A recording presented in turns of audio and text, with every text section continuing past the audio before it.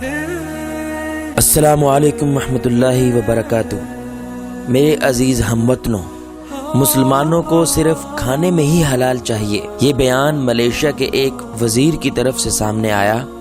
جہاں اس بیان کو تنقید کی نگاہ سے دیکھا گیا، وہیں پر کچھ حلقوں نے اس بیان کو سراہا بھی، اور ایسا ہی ایک بیان چائنا کے ایک بڑے کاروباری شخصیت کی طرف سے بھی آیا کہ میرے پاس مسلمان آتے ہیں جنہیں کھانے میں تو حلال چاہیے ہوتا ہے، مگر وہ کھانے پینے کی اشیاء کی کوالٹی پر کمپرومائز کرتے ہیں۔ ان کی تنقید کو اگر ایک طرف رکھا جائے تو ذرا سوچئے کہ ہمیں جب کھانے میں صرف حلال ہی مطلوب ہے تو کیا ہم حلال کما بھی رہے ہیں کہ نہیں؟ کیا ناپ تول میں کمی کرنے والے کی کمائی حلال ہے؟ کیا زکوٰۃ ادا نہ کرنے والے کا رزق حلال ہے؟ کیا چوری کی بجلی کے ساتھ جوس بیچنے والے کی کمائی حلال ہے؟ کیا ذخیرہ اندوزی اور چیزوں میں ملاوٹ کرنے والا اپنی چیزوں کے ساتھ انصاف کر رہا ہے؟ اگر نہیں تو سوچنے کی بات ہے کہ یہ سب تو ہمارا دین ہمیں نہیں سکھلاتا۔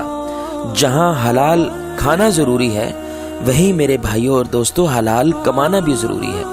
ہمارا مذہب ہمیں سچائی اور ایمانداری کا درس دیتا ہے، مگر پیسے کی اس دوڑ میں ہم شاید یہ بھول جاتے ہیں کہ ایک وقت آنے والا ہے کہ جب ہمیں ایک ایک پائی کا حساب دینا ہوگا۔